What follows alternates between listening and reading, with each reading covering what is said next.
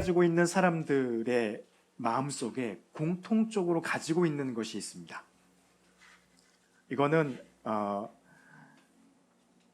공통적으로 가지고 있는 것은 무엇이냐면 우리가 마음에 아주 귀중하게 담는 것이죠. 그게 바로 진리와 사랑입니다. 우리들의 삶 속에서 우리가 살아가는 그 삶의 현장과 또 우리가 그 삶의 현장에서 맞닥뜨리는 삶의 고뇌나 여러 가지 많은 문제로 말미암아서 기도하는 기도와 그 상황들은 다 각기 다르죠. 같은 믿음의 사람이라 할지라도 다 다릅니다. 그런데 다 다르고 다 다른 고뇌 속에서 다른 삶의 상황과 현장 속에서 살아가고 있는 사람들이라 할지라도, 심지어는 나라가 다르고 민족이 다르고 문화권이 다르더라도 예수 그리스도를 구주로 믿고 있는 사람들은 다 마음속에 가장 귀중하게 담고 있는 것이 진리와 사랑이라고 하는 것입니다. 이것은 무엇을 의미하는 걸까요? 진리와 사랑이 그만큼 우리들의 믿음 가운데 중요한 것이라고 하는 것을 알 수 있기 때문입니다. 그래서 그럴까요? 오늘 우리가 보고 있는 요한2서 한 장뿐이에요. 요한2서. 이 요한2서를 사도 요한이 에베소에 있는 교회들에게 서신을 쓰면서 그들에게 부탁하고 있는 것이 무엇이냐면요, 3절에 있는 말씀입니다. 아버지의 아들 예수 그리스도께로부터 진리와 사랑 가운데서 우리와 함께 있으라. 간곡한 부탁입니다. 진리와 사랑 가운데 거해 있으라 라고 말을 하고 있는 것이죠. 이 말을 다시 바꿔 말하면 아까 그 말이에요.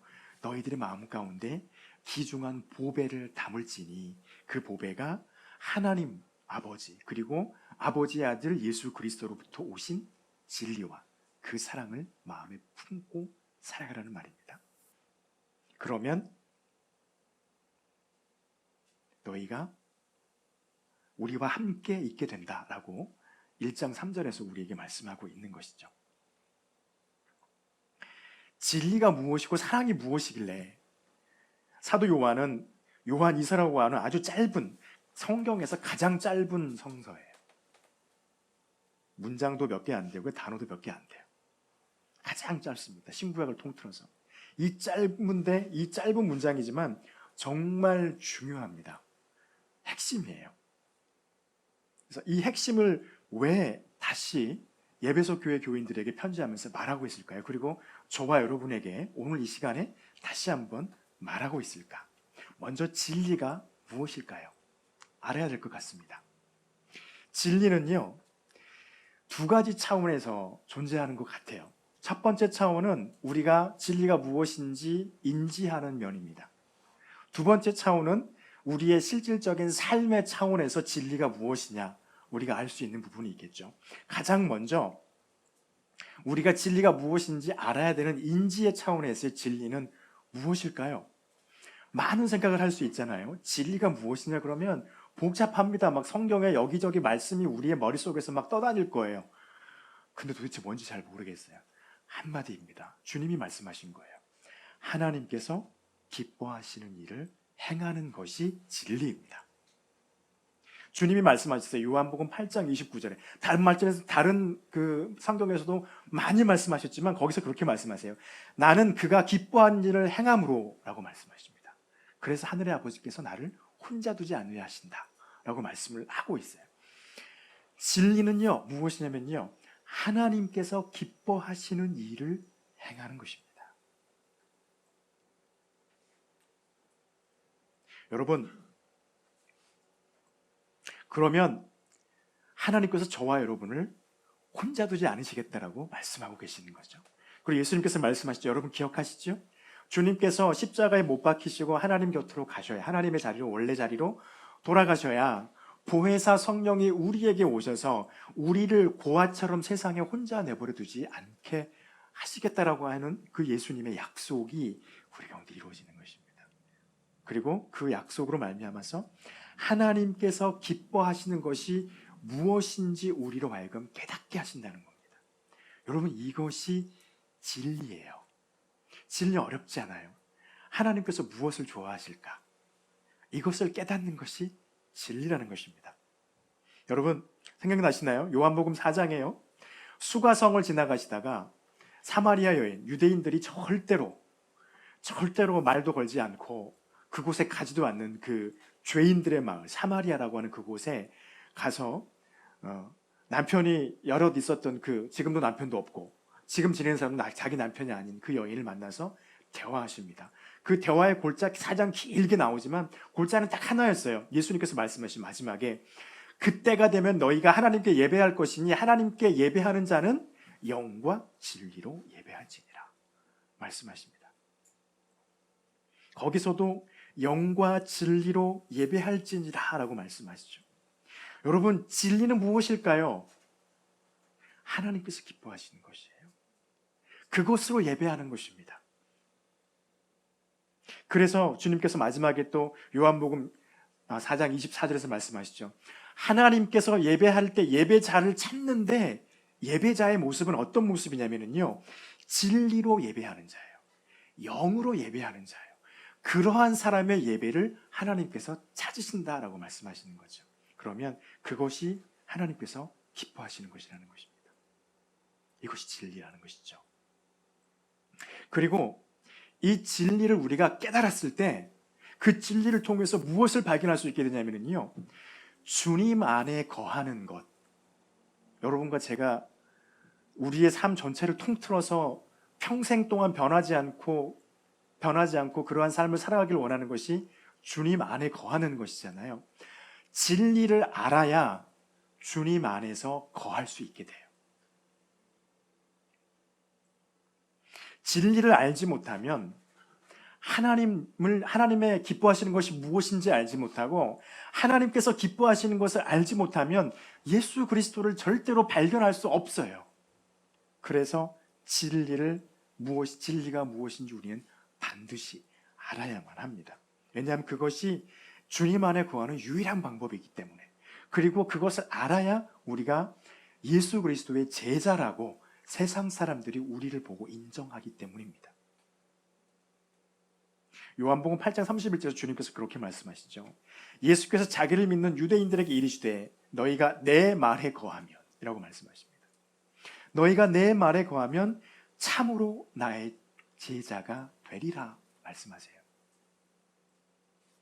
주님의 말에 거하는 것은요, 주님이 추구하시고 주님께서 원하시는 것은 다른 것이 아니에요. 하나님이 기뻐하시는 것이 무엇인지를 가르치시고 그것을 행하셨습니다. 그것을 우리가 아는 것이죠. 그러면 우리는 주님의 제자가 되고 주님 안에 거하게 된다는 것입니다. 이로 통해서 우리에게 얻어지는 결과는 무엇일까요? 자유함입니다. 요한복음 8장 32절에서 주님께서 우리에게 말씀하신 말씀 우리 너무 잘 압니다. 진리를 알지니 진리가 너희를 자유케 하리라. 진리를 알게 되면, 진리 안에서 예수 그리스도를 발견하고 예수 그리스도 안에 있는 하나님의 3절에 있는 그 인사처럼 은혜와 긍휼과 평강 주시는 하나님을 우리가 발견하게 되면은요, 우리에게 하나님께서 주시는 것은 자유함입니다. 우리를 억압하고 있는 것, 무엇으로부터의 자유입니까? 우리의 짐이에요. 인간이 지고 있는데 그 짐을 인간의 힘으로 절대 벗어버릴 수 없는 죄악이라고 하는 짐, 그것을 주님께서 벗어버리게 하시겠다는 것입니다. 그리고 우리에게 지게 하시는 짐은 한 가지예요. 진리를 알고 믿게 하는 짐입니다. 지난주에 말씀 기억하시나요? 믿음은 나의 자존심을 버리는 것이다. 왜냐하면 내가 생각하고 있는 걸 하나님 앞에서 다 내려놓고 하나님이 내게 원하시는 것을 받아들여야 하기 때문에 내 자존심을 내려놔야 되는 것이라고 말씀을 드렸어요. 그렇습니다. 우리가 진리를 알게 되면 진리가 우리에게 와서 우리에게 자유함을 줍니다. 왜냐하면 믿음이라고 하는 짐을 지고 죄라고 하는 짐을 예수님에게 드려버리는 것이기 때문에 그렇죠. 그래서 주님께서 말씀하시죠. 무거운 짐진 자들아 다 내게로 오라. 내가 너희를 쉬게 하리라. 쉬는 것이 무엇일까요? 아무 일도 안 하는 것일까요? 아니에요. 믿음이라고 하는 짐을 지는 겁니다. 이것도 쉽진 않죠. 그러나 죄의 짐을 지고 가는 것보다는 훨씬 쉽고 수월하다는 것이. 왜요? 하나님께서 기뻐하시는 것이 무엇인지를 아는 것부터 시작하는 거니까. 그리고 예수 그리스도 안을 하나님의 은혜가 있고 하나님의 긍휼이 있고 하나님의 평안이 있다라고 하는 것을 하나님께서 기뻐하시는 것이라고 하는 것을 기뻐하시는 것이 이것이라고 하는 것을 깨닫는 것입니다. 그래서 주님 안에만이 하나님의 은혜와 긍휼과 평강이 우리에게 주어지는 곳이라고 하는 것을 깨닫는 것이죠. 이것이 우리가 알아야 되는 인식의 차원에서의 진리입니다. 별거 아닌 것 같죠? 쉽죠? 하나님께서 기뻐하시는 것이 무엇인지 깨닫는 것이에요. 그렇다면 이건 쉬운 것 같은데 실제적으로 우리의 삶의 차원에서 진리는 무엇일까요? 이것도 또 어렵네요. 이렇게 질문하면 우리의 삶의 차원, 우리의 실제적인 삶에서 우리가 살아내야 될 진리는 무엇일까? 성경이요, 창세기부터 시작해서 요한계시록까지 끊임없이 말하고 있는 단어예요. 사랑입니다. 이것이 우리의 삶의 차원에서 실질적인 진리예요. 어떤 것인가요? 사랑은 하나님께서 우리로 하여금 알고 깨닫게 하신 하나님이 기뻐하시는 것을 행하는 것이 사랑이에요. 가장 먼저 그것을 행하는 것이 사랑입니다.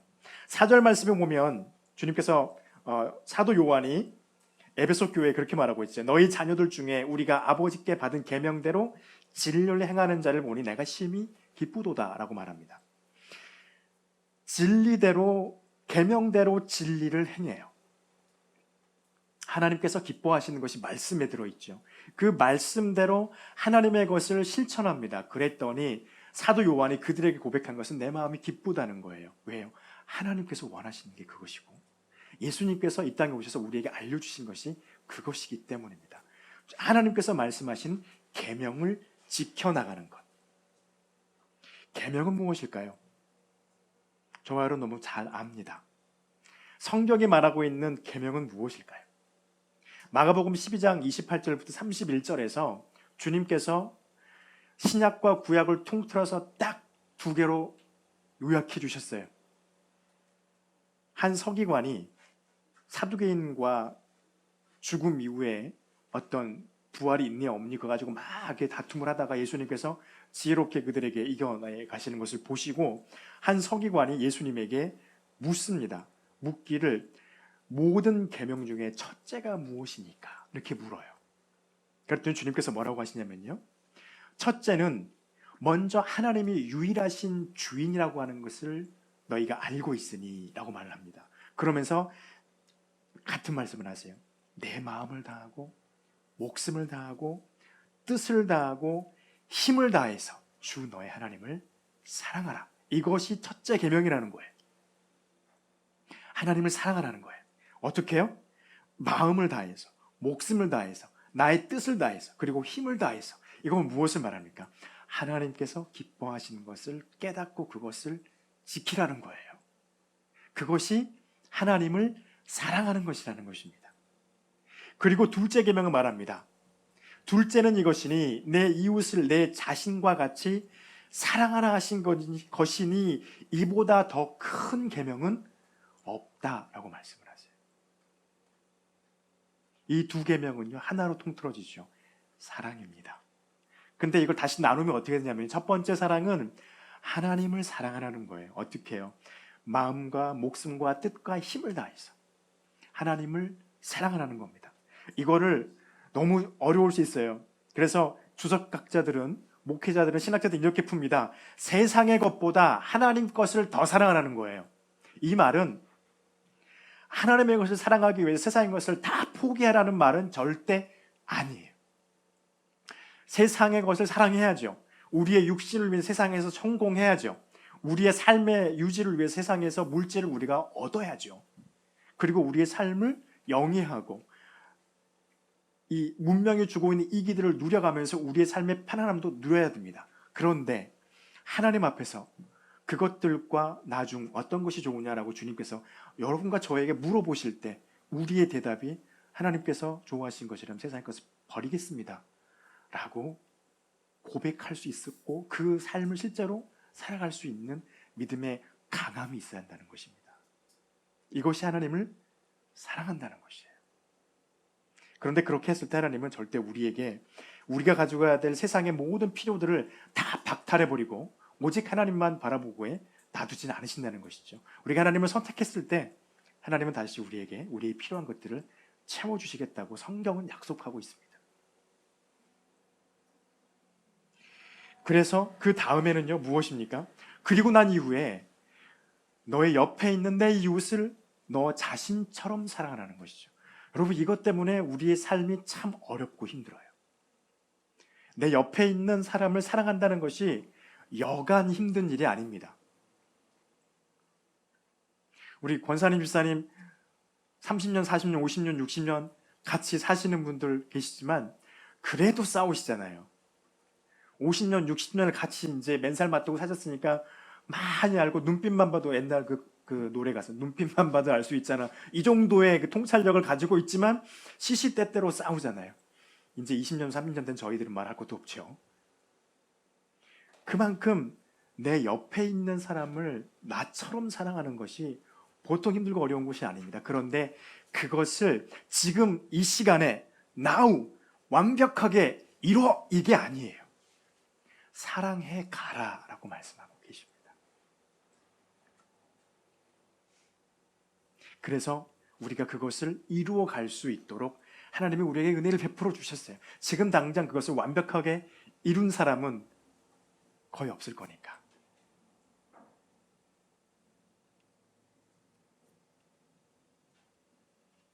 그리고요, 성경은 오늘 말합니다. 요한 1서 2장 2절과 3절에서 말해주고 있는 것은 무엇이냐면요, 이렇게 우리의 삶에서 하나님을 기쁘게 하는 그 예배하는 하나님을 사랑하는 자, 그리고 내 옆에 있는 지체를 나를 사랑하듯 그들을 사랑해주는 그 삶을 어렵고 힘들지만 끊임없이 실천하려고 애쓰고, 마가복음 12장 30절에 있는 것처럼 내 마음으로, 내 목숨으로, 뜻으로, 내 힘을 다해서 그 사람을 사랑하려고 애쓰고 부단히 끙끙거리는 그 사람이 예수 그리스도를 아는 사람이라는 거예요. 그래서 요한일서에서 그렇게 말합니다. 너희가 하나님을 사랑한다고 하고 내 옆에 있는 형제 자매를 사랑하지 않는 자는 거짓말하는 자라는 거예요. 이 말이 참 우리에게 무겁게 다가옵니다. 그런데 지금 우리가 그런 거짓말하는 자 같은 삶의 모습이 있다 할지라도 괜찮아요. 왜냐하면 앞으로 계속해서 이루어 가야 되는 것이기 때문에. 그래서 실제적인 삶의 차원에서 진리는 무엇이라고요? 사랑입니다. 하나님을 사랑하는 것. 내 마음과 목숨과 뜻과 힘을 다해서 하나님을 예배하는 것이 하나님을 사랑하는 것이고, 내 자신처럼 내 이웃을 사랑하는 것이 하나님을 사랑하는 것이라고 하는 것입니다. 근데 이 사랑이요, 우리 가운데 오면은요, 그것이 우리 안에서 빛으로 비추어진다고 말씀을 하고 있어요. 물론 요한이서는 없으니 요한 1서 2장 8절에서 그렇게 말해요. 사랑이 그 사람 안에 있으면 그 사랑이 그 사람 안에서 빛을 비추어서 그 사람을 빛 가운데 거하게 할 것이다 라고 말씀하고 있습니다. 왜냐하면요, 이 사랑은 인간이 준 게 아니기 때문입니다. 인간이 만든 게 아니기 때문입니다. 이 사랑은 하나님께로부터 우리에게 온 것이기 때문에 그렇습니다. 그래서 그런지 아까 우리가 말씀드렸던 것처럼 이 사랑을 우리가 하는 것이 너무 힘들고 어려워요. 왜냐하면 요한은 그렇게 말합니다. 사랑은 인간이 갖고 있었거나 인간이 만들어낸 것이 아니라 하나님이 인간에게 준 것이기 때문에 그것을 이루기가 힘들고 어렵죠. 그래서 그럴까요? 요한일서 3장 1장 3절에서 말한 것처럼 이 모든 것이 다 예수 그리스도 안에 있다는 것입니다.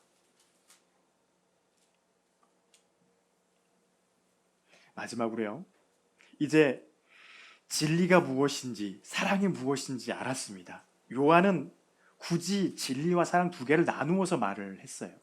어찌 보면 같은 말인데 굳이 나눈 것은 우리가 알아야 될 것과 우리의 삶을 실제로 실천해야 될 우리의 진리 영역이 있었기 때문입니다. 이것을 우리의 마음에 담아야 할 때 조심해야 될 게 있습니다.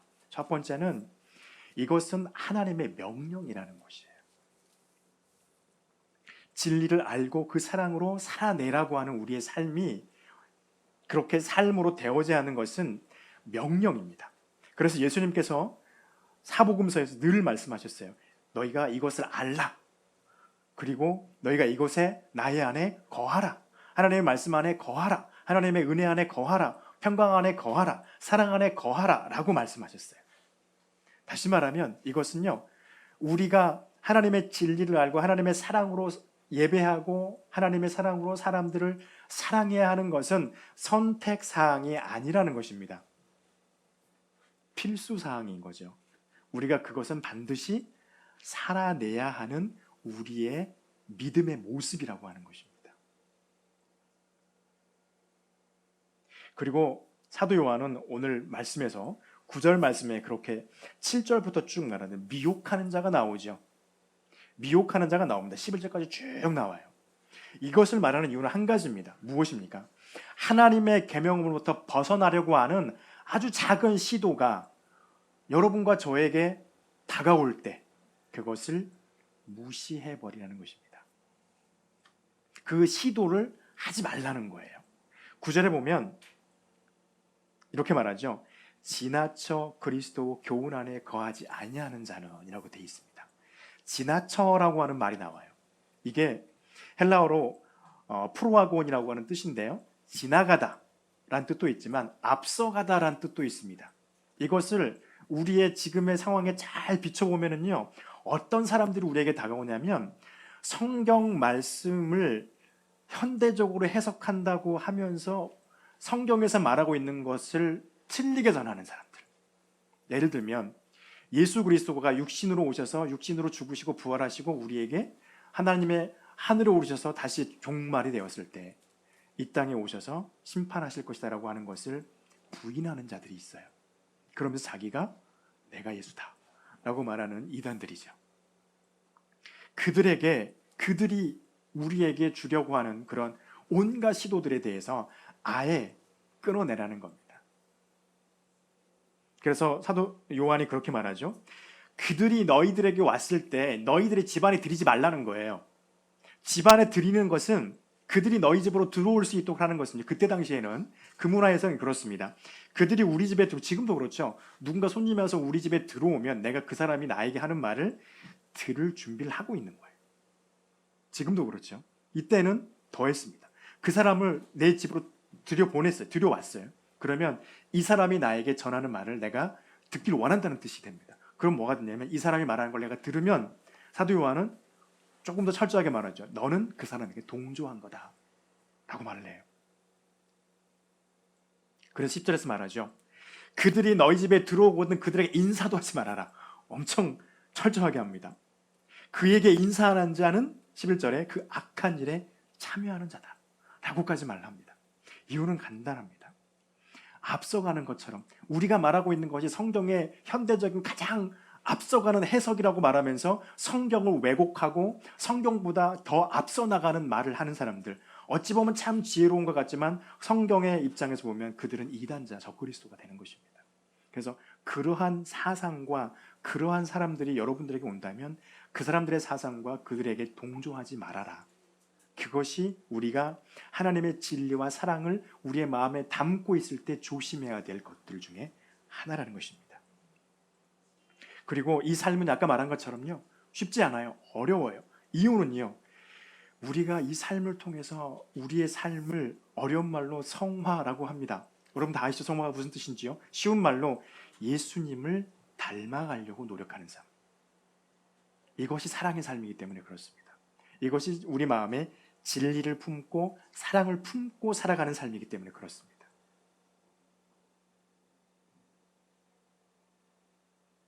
그러면 저와 여러분 마음속에 하나님께서 말씀으로 우리에게 깨닫게 하신 하나님의 진리, 그것을 알게 되고 그 진리 때문에 하나님을 사랑하고 하나님을 예배하는 것, 또 내 형제와 이웃을 사랑하는 하나님께서 기뻐하는 삶의 모습으로 우리가 우리의 삶을 변화시켜 갈 수 있게 되어진다는 것입니다. 저와 여러분의 삶이 하나님 안에서 주님이 주신 진리를 알고 그 사랑으로 살아나는 삶이 되기를 간절히 축원합니다. 기도하겠습니다.